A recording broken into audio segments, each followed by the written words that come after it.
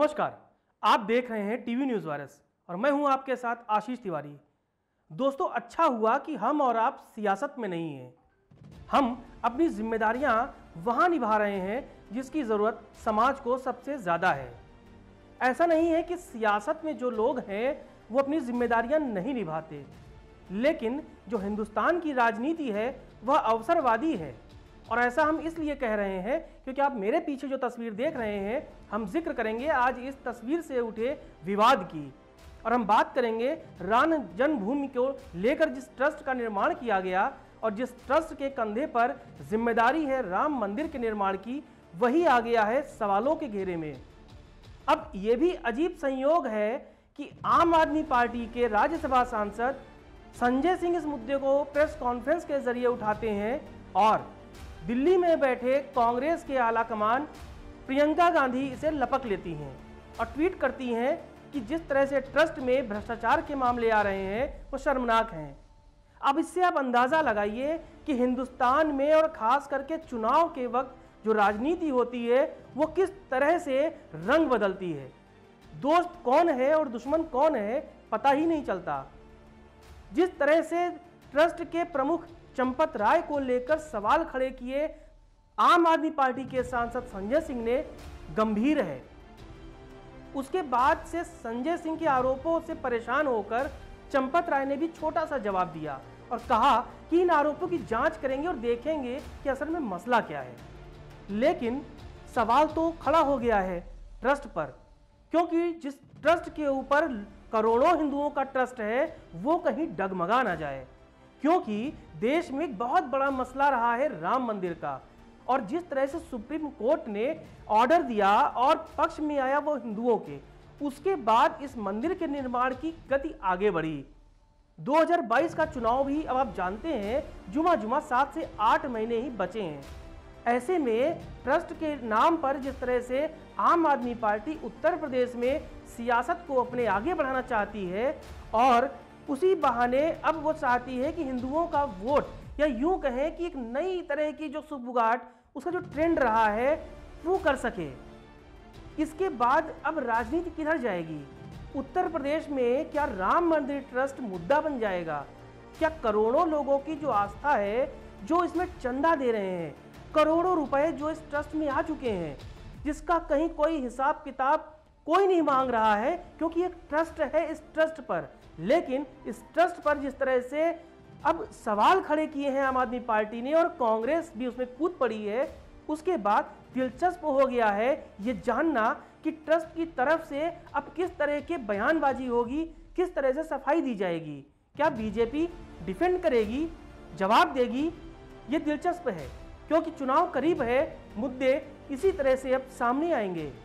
लिहाजा आइए छोटी सी रिपोर्ट देखते हैं, आखिर इस ट्रस्ट के पीछे की कहानी है क्या।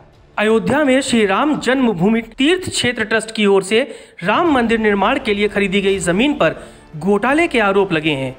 ये आरोप अयोध्या के पूर्व सपा विधायक और पूर्व मंत्री तेज नारायण पांडे उर्फ पवन पांडे ने लगाए हैं। इस पर ट्रस्ट के महासचिव चंपत राय ने एक बयान जारी करते हुए कहा कि राम मंदिर निर्माण के लिए अभी तक जितनी भी जमीनें खरीदी गई हैं उनकी कीमत खुले बाजार से काफ़ी कम है। वहीं दूसरी ओर आम आदमी पार्टी से राज्यसभा सांसद संजय सिंह ने अयोध्या में राम मंदिर का निर्माण करा रहे श्री राम जन्मभूमि तीर्थ क्षेत्र ट्रस्ट में भ्रष्टाचार के गंभीर आरोप लगाते हुए उसकी जांच सीबीआई और ईडी से कराने की मांग की है। उन्होंने एक प्रेस कॉन्फ्रेंस के दौरान आरोप लगाया कि ट्रस्ट के महासचिव चंपत राय ने संस्था के सदस्य अनिल मिश्रा के मदद से 2 करोड़ रुपए की जमीन की कीमत 18 करोड़ लगाई और उसे खरीदी। उन्होंने आरोप लगाया कि यह सीधे सीधे मनी लॉन्ड्रिंग का मामला है और सरकार इसकी सीबीआई और प्रवर्तन निदेशालय से जांच कराए। इसके बाद ट्रस्ट के महासचिव चंपत राय ने भी सफाई देने में देर नहीं की। उन्होंने कहा कि वह इस तरह के आरोपों से नहीं डरते, खुद पर लगे आरोपों का वो अध्ययन करेंगे। मीडिया को जारी एक संक्षिप्त बयान में चंपत राय ने कहा, हम तो महात्मा गांधी की हत्या करने का आरोपी भी बनाए गए, हम पर तो महात्मा गांधी की हत्या करने का आरोप भी लगाया गया था। हम आरोपों से नहीं घबराते, हम इन आरोपों का अध्ययन और उसकी जांच करेंगे। दरअसल संजय सिंह ने कुछ दस्तावेज पेश करते हुए कहा कि कोई कल्पना भी नहीं कर सकता कि मर्यादा पुरुषोत्तम भगवान श्री राम के नाम पर कोई घोटाला और भ्रष्टाचार करने की हिम्मत करेगा। लेकिन जो कागजात उन्होंने दिखाए उसमें वो बताते हैं कि यह दस्तावेज चिल्ला चिल्ला कर कह रहे हैं कि राम जन्मभूमि ट्रस्ट के नाम पर चंपत राय ने करोड़ों रुपए चंपत कर दिए। उन्होंने दावा किया कि अयोध्या सदर तहसील के बाग बिजैसी गांव में 5 करोड़ 80 लाख रुपए की मालियत वाली गाटा संख्या 243, 244 और 246 की जमीन सुल्तान अंसारी और रवि मोहन तिवारी नामक व्यक्तियों ने कुसुम पाठक और हरीश पाठक से 18 मार्च को 2 करोड़ में खरीदी थी। आप सांसद ने कहा कि शाम 7:10 पर हुई इस जमीन खरीद में राम जन्मभूमि ट्रस्ट के सदस्य अनिल मिश्रा और अयोध्या के मेयर ऋषिकेश उपाध्याय गवाह बने थे।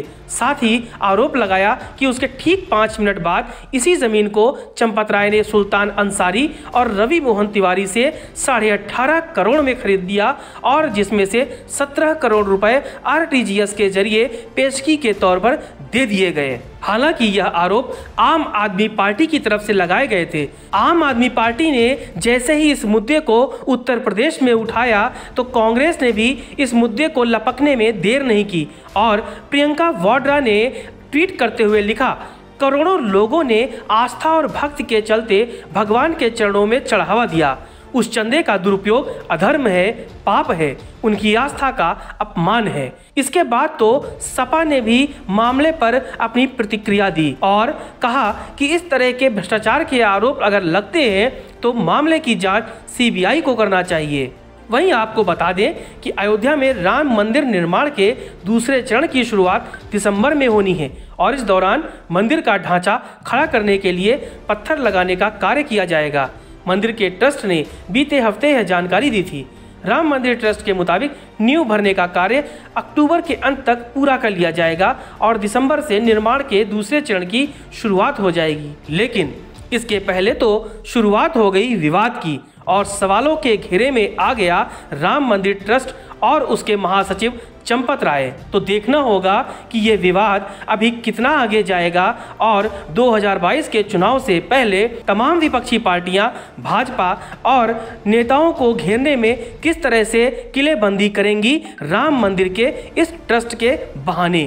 तो ये देखा आपने राम जन्मभूमि के लिए जिस ट्रस्ट का निर्माण किया गया था उसके पीछे मकसद क्या था और ये विवाद आया कैसे। लेकिन यकीन मानिए ये विवाद अभी थमेगा नहीं, क्योंकि चुनाव आने वाला है तो वोट सबको चाहिए, फिर वो चाहे झाड़ू हो, चाहे पंजा हो, कमल हो, साइकिल हो या हाथी हो। क्योंकि यूपी की जो सियासत है, जो मैं देखता आया हूँ पिछले कई सालों से, वो ट्रेंड ही ऐसा है कि वहाँ पर कोई विकास का मुद्दा या आप यूँ कहें कि कोई बड़ा मुद्दा काम नहीं आता। वहाँ हिंदू मुसलमान हो जाएगा, जाट गुज्जर हो जाएगा, ठाकुर ब्राह्मण हो जाएगा और ये होता भी आया है। और मुझे पूरा यकीन है कि 2022 का चुनाव भी जब आएगा तो बेरोजगारी, महंगाई, अशिक्षा या कोरोना ये कोई मुद्दा ही नहीं रहेगा उत्तर प्रदेश में। क्योंकि जो ट्रेंड रहा है यूपी की पॉलिटिक्स में वोट हासिल करने का, कुर्सियां हथियाने का, उसमें राम मंदिर हमेशा की फैक्टर रहा है। अब देखना ये होगा कि जिस चिंगारी को आम आदमी पार्टी ने उत्तर प्रदेश में छोड़ दिया है, ये चिंगारी कहां तक आगे बढ़ेगी और किन किन खेमों में ये कमाल दिखाएगी। क्या विश्व हिंदू परिषद, राम जन्मभूमि ट्रस्ट और भाजपा इसका कड़ाई से जवाब देगी या ये विवाद 2022 के चुनाव तक यूं ही आगे बढ़ता रहेगा। इस पर आप भी रखिए निगाह और हम भी रखेंगे नजर। तब तक देखते रहिए टीवी न्यूज़ वायरस और हमारी खबरों को शेयर, लाइक और चैनल को सब्सक्राइब करना न भूलिए। नमस्कार।